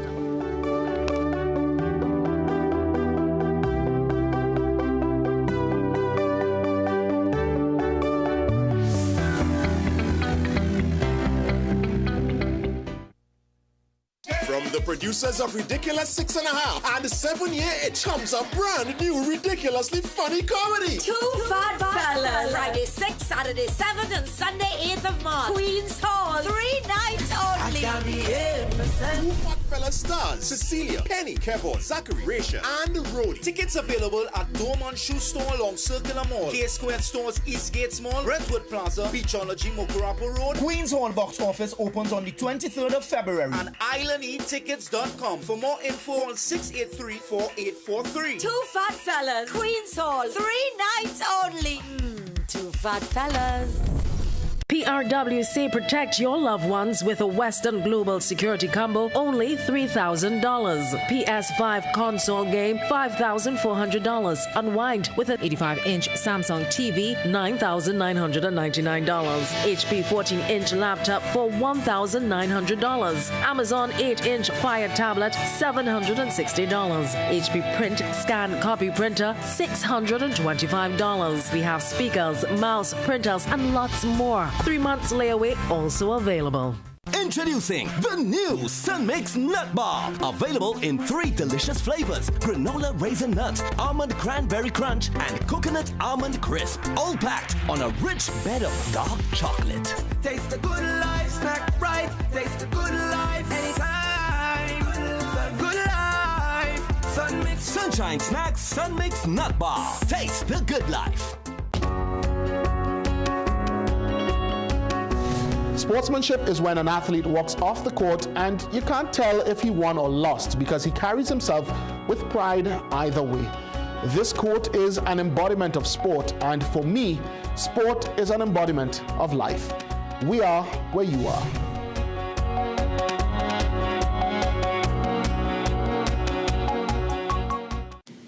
Some of us like to test limits, but there won't always be second chances. Obey the speed limits.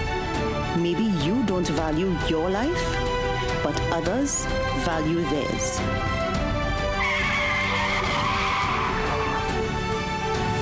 A message from the TTPS.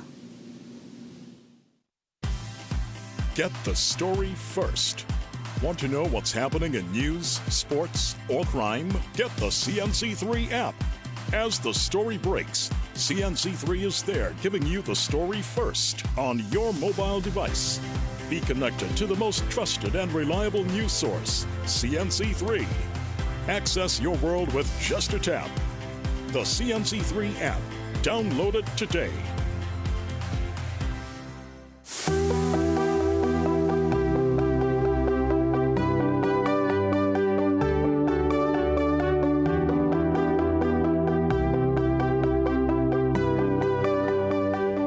I'm here to tell you about a company that would have had a footprint in Trinidad for about 12 years now, but they're really stepping into a major development with Trinidad office, and with me some friends from Ireland to give all the intimate details. Kian Prendergast is here with me, and Pat Larkin. Pat and Kian, I want to say welcome. No strangers, obviously, to the island, so welcome back. And I look forward to all the details because you all are into IT solutions and you're going to now establish your Trinidad and Tobago office. Brick and mortar, we're talking here. Brick and mortar, yeah. Welcome, gentlemen. Thank you. Echo Services, those hearing about it for the very first time, just share with us the business model. So basically, we provide like a proactive managed services for our clients.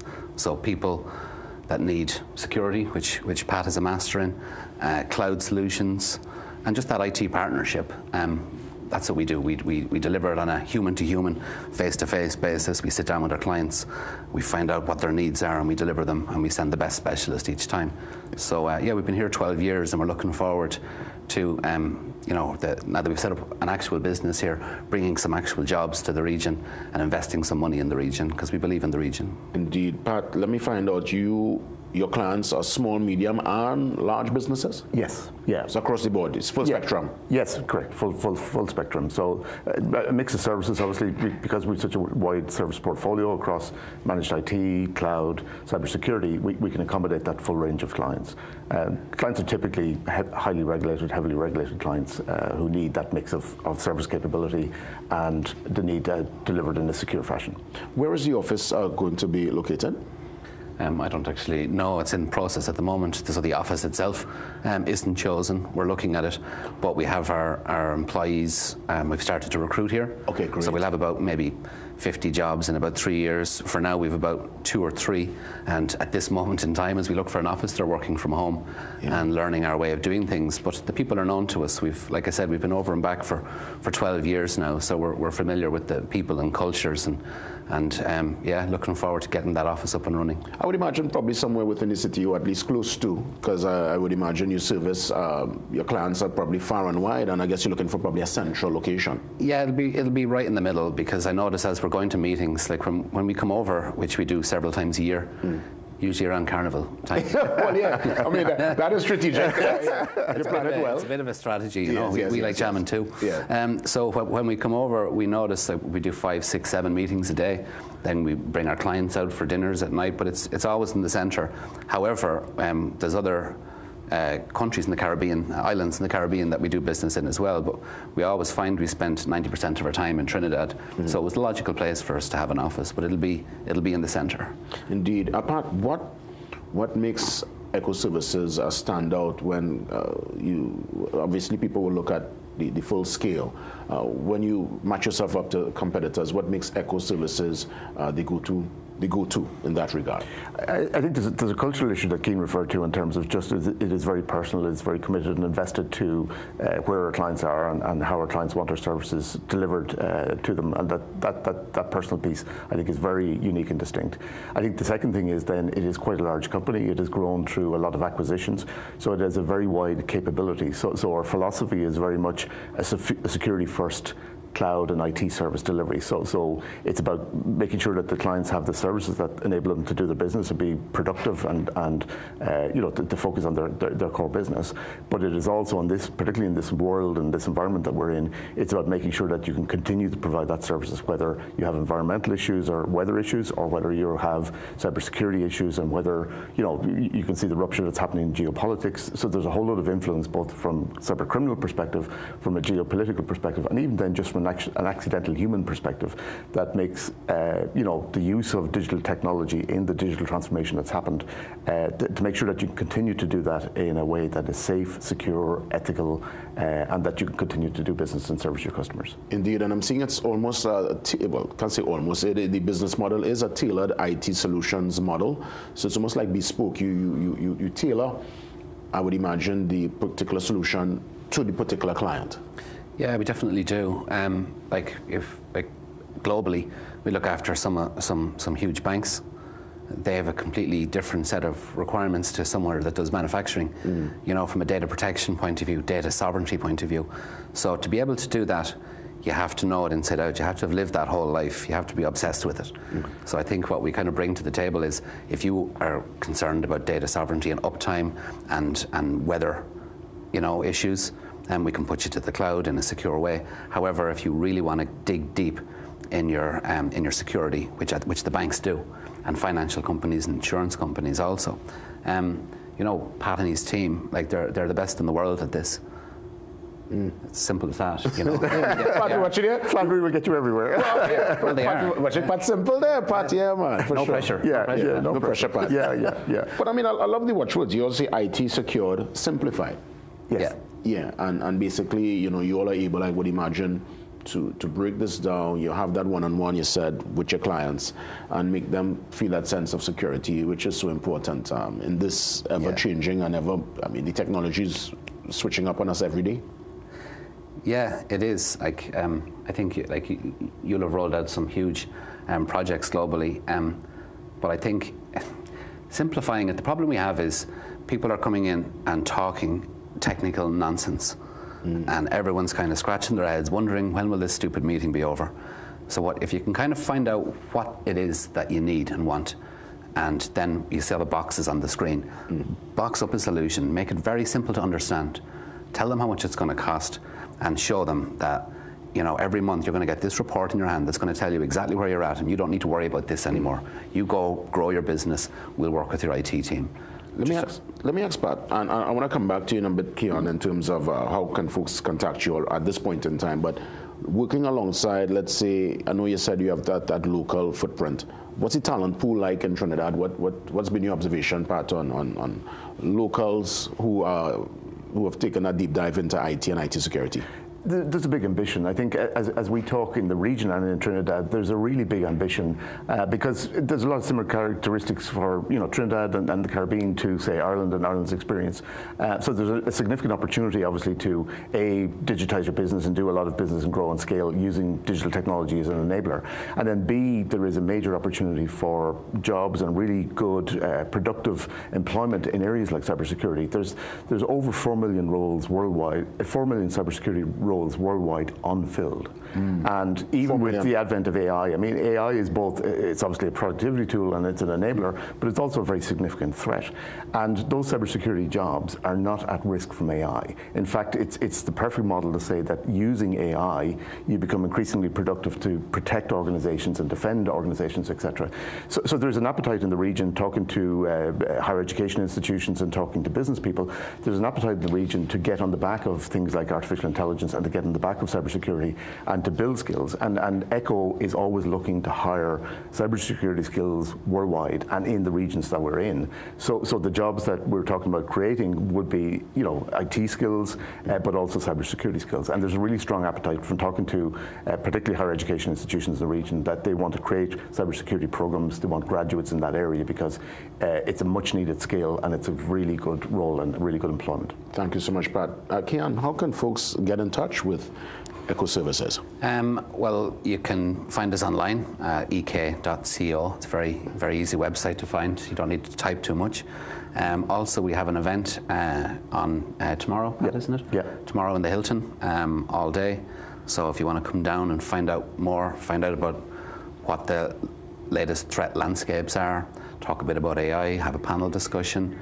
Maybe afterwards, you might have a drink or two. Of course, yeah. I mean, that's when the real meeting starts, right? That's when the cultures come together. Yes. You know, we like fun and you like fun. So that cultural bit. So really to meet, greet, chat with, particularly afterwards, that people want to come down just to sit down with us. Yeah. You know, because our relationships with people here, and the reason we're like 12 years is a long time.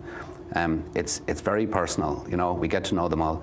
A lot of them have come to Ireland to visit us. We brought them over, and every time we come here, we visit every single client. Yeah. Well, I guess, you know, that's the Irish touch, and that's the personable business model. Again, you know, IT simplified, secure, ECHO. MSP ECHO Services. I want to wish you guys the very best. Thanks so much for coming on the program to share with all of us the great news. And when the office is complete, feel free to come back and give us the great news. We'll be back. For sure. JW. Thank you. That's right. Keon and Pat touching base with us from ECHO Services. We take the pause and we come back. More discussions as we work our way to 8 o'clock. TBLA with their mortgage product. Details after the break.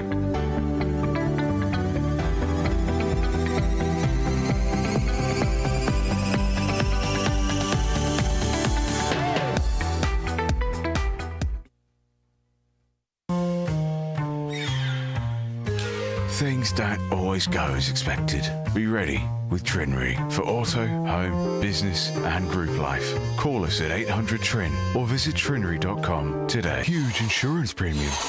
Pay your premiums bit by bit with FlexiPay from Trinry. For more manageable auto, home and commercial insurance payments, call us at 800 TRIN or visit trinry.com today. Trinry. Premier insurance coverage for less. Magical Expressions Limited is the largest local importer and distributor of fresh cut stems, offering the widest range of beautiful flowers at the most affordable prices. Call us today at 701-6488 or visit our website to order. Men, it's time to level up your wardrobe. Find all your top designer brands in one stylish stop.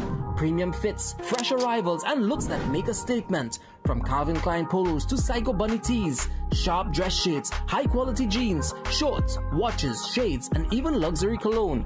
Everything you need to look your best is right here. Plus, enjoy nationwide delivery wherever you are.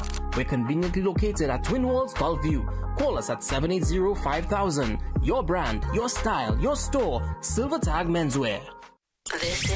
This is more than just music. This is where you find the best of TNT. This is more than just a vibe. This is where Bollywood gets a twist.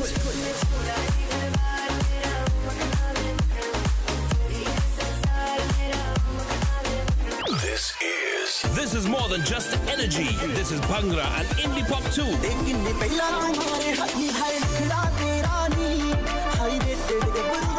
This is the mix. This is the life. Lock on or log on now. Sangeet 106.1 FM. This is authentic East Indian radio. This is us.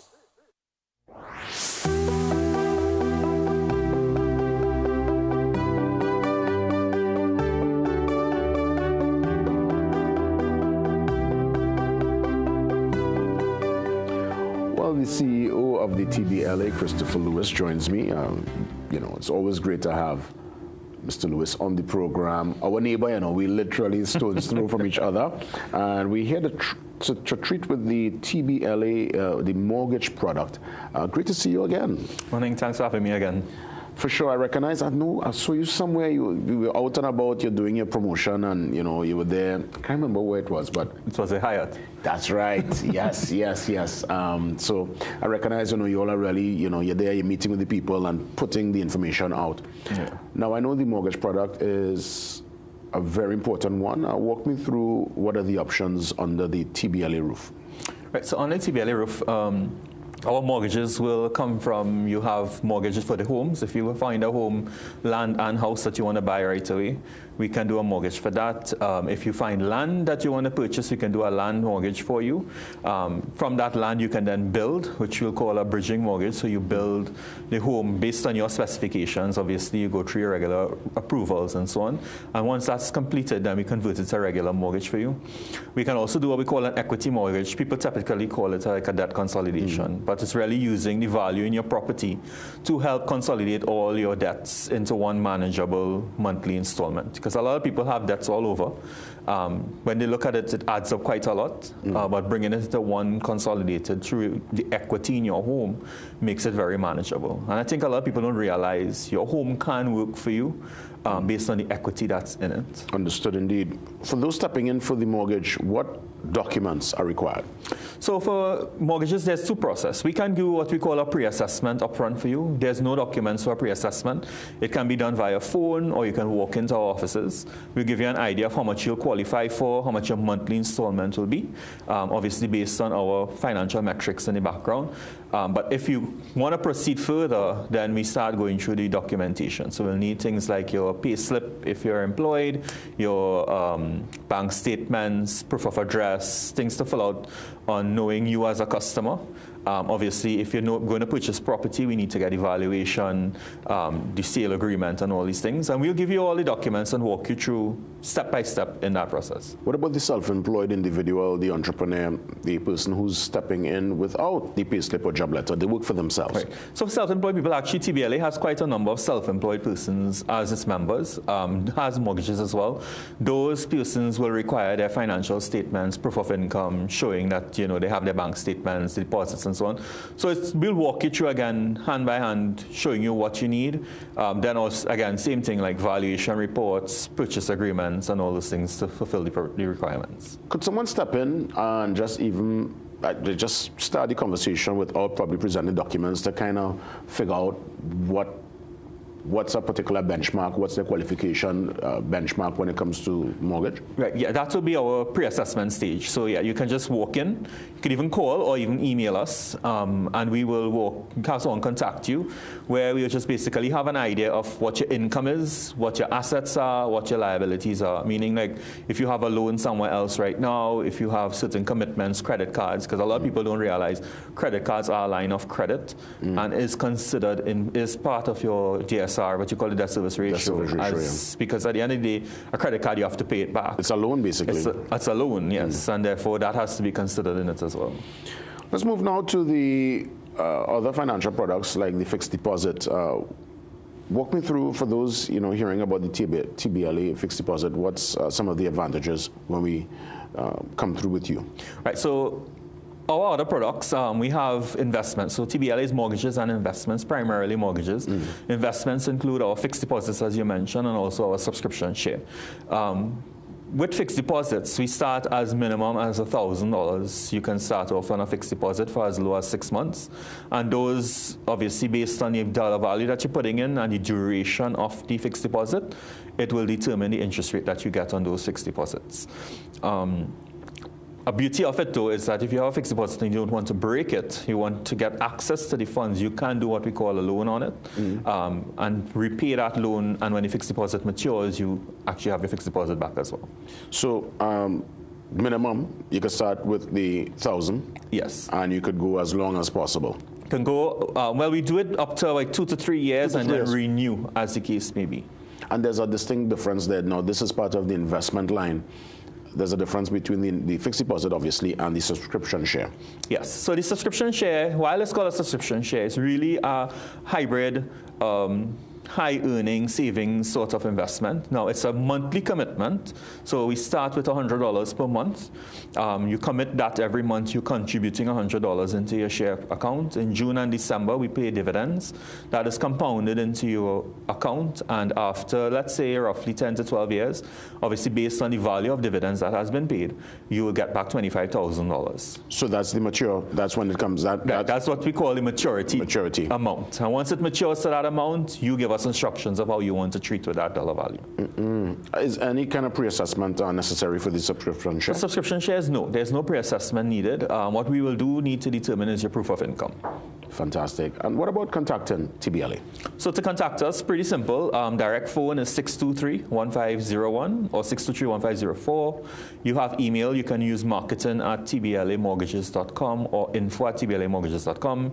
Our website is tblamortgagestt.com.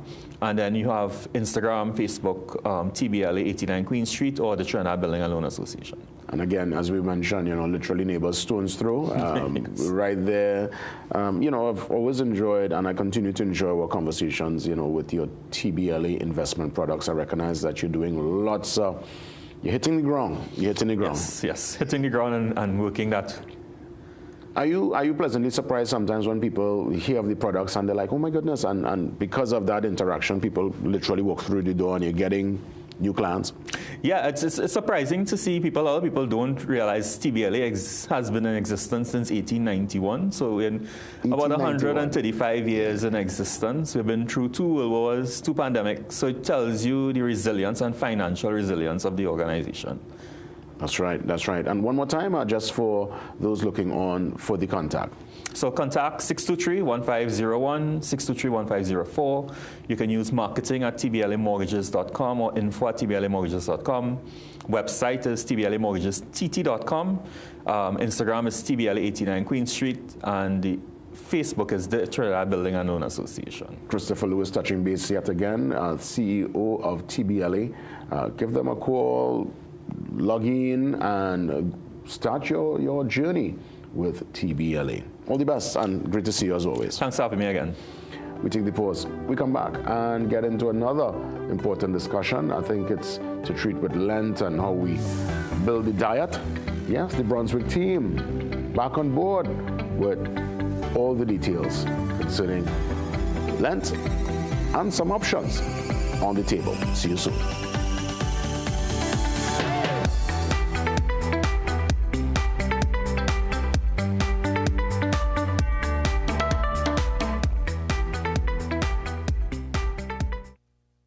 Here's a hole in the bucket. Well, fix it, dear Johnny, just fix it.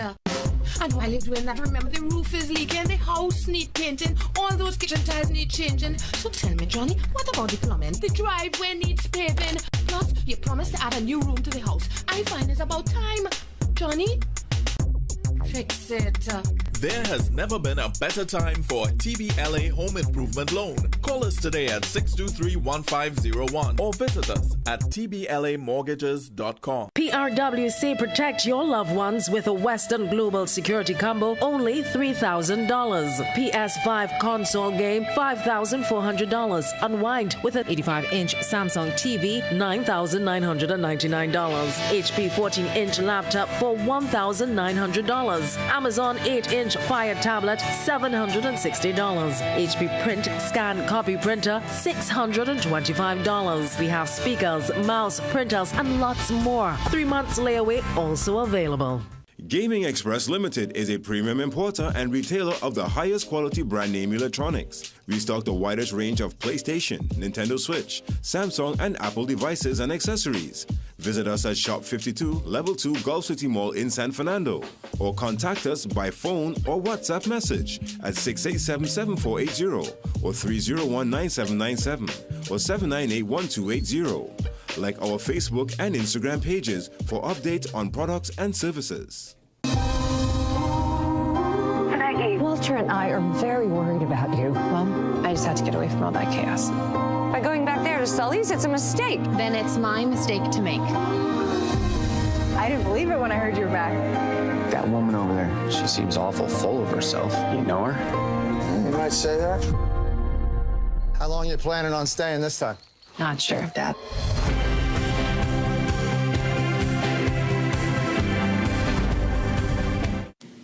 Some of us like to test limits, but there won't always be second chances.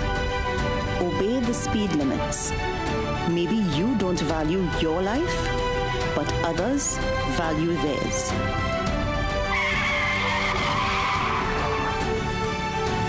A message from the TTPS. Make sure you have yourself a great investment week by viewing The Boss Report every Monday morning at 6:15 a.m. during CNC3's The Morning Brew. You'll get sound financial advice, whether you're a new or experienced investor, when you view The Boss Report. CNC3, covering your world. This is more than just music. This is where you find the best of TNT. This is more than just a vibe. This is where Bollywood gets a twist.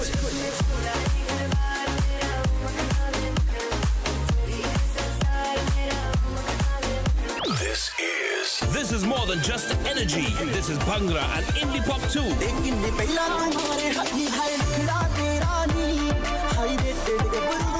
This is the mix. This is the life. Lock on or log on now. Sangeet 106.1 FM. This is authentic East Indian radio. This is us.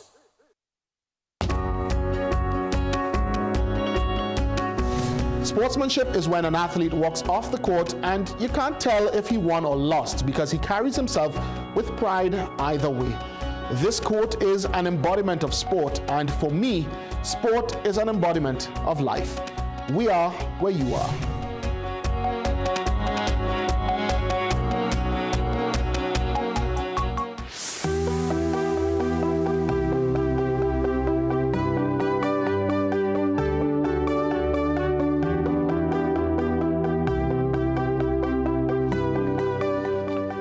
Well, with me on the phone line, Roxanne Joseph. She is the business unit head at Brunswick. Roxanne, good morning to you. Great to have you on the program as always. Welcome. Jason, good morning. Good morning to you, Roxanne. I want to get into our discussion immediately as to why Brunswick is such a great choice during this Lent. So I think we would have lost Roxanne there. We'll try Roxanne again. And you know, normally around Lent we get into this particular discussion with Brunswick and some of the products, and she will go into all the details. And I know most times, if not all the time, it's readily available on the trade. You can go there and the full lineup, the full assortment So let's see if we could get Roxanne back on the line. Roxanne Joseph, a business unit head at Brunswick, with, of course, that discussion regarding Brunswick in time for Lent. Because, many, especially on a Friday, people, trying to change up the diet a little bit and bring a little more of the seafood and the tuna and that kind of stuff into the mix. So we stand by. Once I get word that Roxanne is on the line, we'll get back into that very important discussion. If I'm not mistaken, I think last year, if there's one thing I know with Roxanne and the Brunswick team, they normally send some products, so I look forward. And I really enjoy it with crackers, to be quite honest. I'm more kind of person that will, out of the can, I know it's ready to eat in most cases, but sometimes, you put a little something there to give it a little extra energy, right? You boost it up a little bit, put sometimes a little mayo, a little paprika. Sometimes I cut up a little small veg, and with a cracker, it is the greatest. It is the greatest. Roxanne, good morning. Jason, morning. Morning, great to have you again. I was now talking about, sometimes I will spruce up my Brunswick. I know most times it's ready to eat out of the can, but, I would put a little something extra, and I love it with my crackers. So, by all means, I look forward to our discussion. Why is it such an important choice around this Lent and even beyond? I think we not, it seems to be another failed attempt there. We'll try one more time. We always keep trying, but I'll tell you this. When it comes to Brunswick, right, no matter your favorite grocery, parlor, the popular chains, it is readily available on the shelf. That's one thing, they stock up their Brunswick. Now, there are certain, I would say, they're go-tos. There are people that, especially the chili, it's a kind of spicy one, boy. Kind of reddish. People love that, including myself, and sometimes that's the one that goes first. But I know if it's one thing, they keep on, restocking all the time. And I think we'll just, based on what I'm hearing from the technical team, I'll just take a small, very short pause, see if we could try to sort things out with Roxanne, and if not, we'll probably just wrap things up. But let's see if we could get one attempt again to touch base with Roxanne Joseph, the business unit head at Brunswick. See you soon.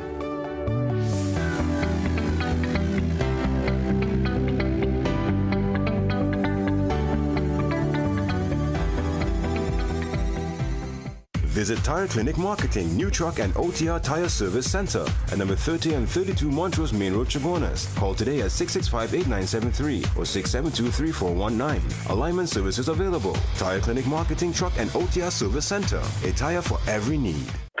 Tune in to Betterments with host Base, Monday through Thursday, 12 p.m. to 3 p.m. for a program that educates and is solution-based. Base tackles the issues that matter to you, providing a platform to speak your mind and find solutions. That's Betterments with Base, with a focus on education and resolution. This is all about making things better for you. So if you want to make a difference and have your voice heard, tune into Freedom 106.5 FM and join us for Betterments with Base, Monday through Thursday from 12 p.m. to 3 p.m. Better for you. Only on Freedom 106.5 FM, where we believe that your voice matters. Blessing, everyone. I am Apostle Dr. Benny King with my wife, Reverend Stella King, inviting you to join us every Wednesday at 5:30 a.m. and to 6 a.m. on CNC3. And expect a wonderful change experience as we pray for you and your family and the nation. Yes, join us on Joy Prayer Network, because the Word of God says we should pray without ceasing. Pray without ceasing, because your miracle is just around the corner.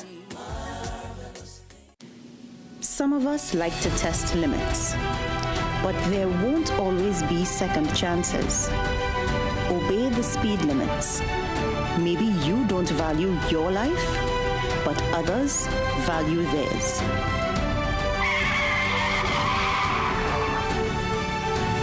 A message from the TTPS.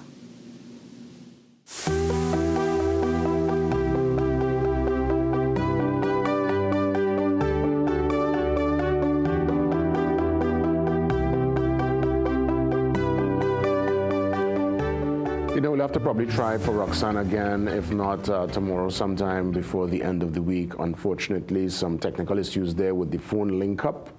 But again, Roxanne, I want to thank you as always for choosing the Morning Brew to promote your tremendous product. You're in charge of a product that brings so much joy. The variety and the versatility of Brunswick is second to none. And actually, I was able to be reminded of the actual flavor I love the most. You see the, take it from me, TNT, you see one called the spicy Thai chili. Ooh, that one you could eat out the can. I mean, I still put a little prep on it, but that one, it is tremendous, and I love it with my crackers. Oh yes, sometimes in the evening, that's what I do. After I watch the 7 p.m. news, I don't want to really put something too heavy.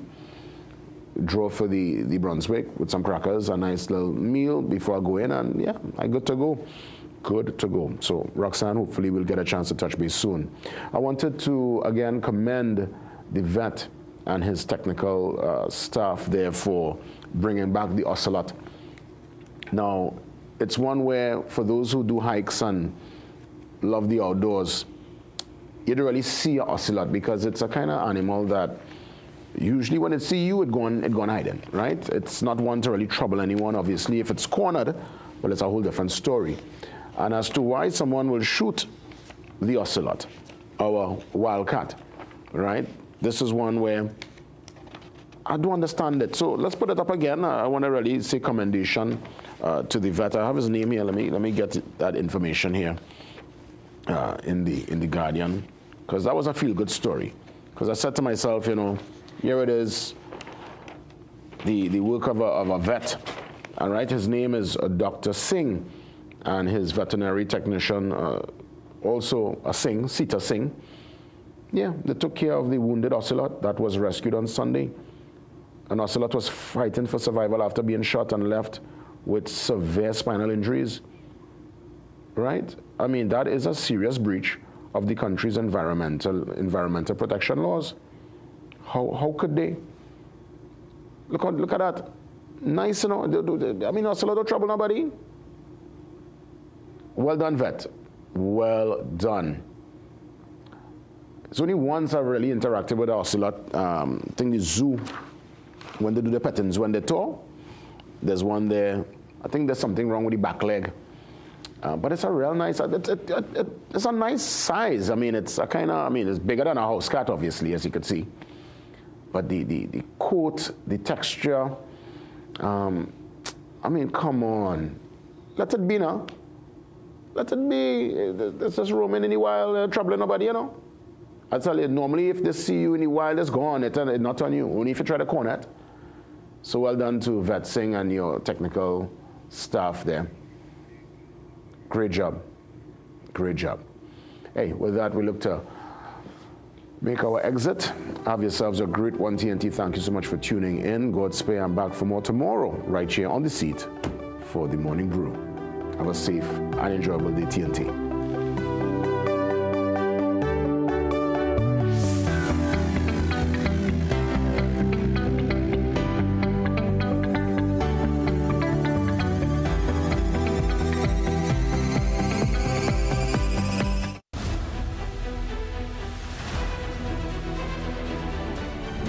The Morning Brew is brought to you by Omega XL.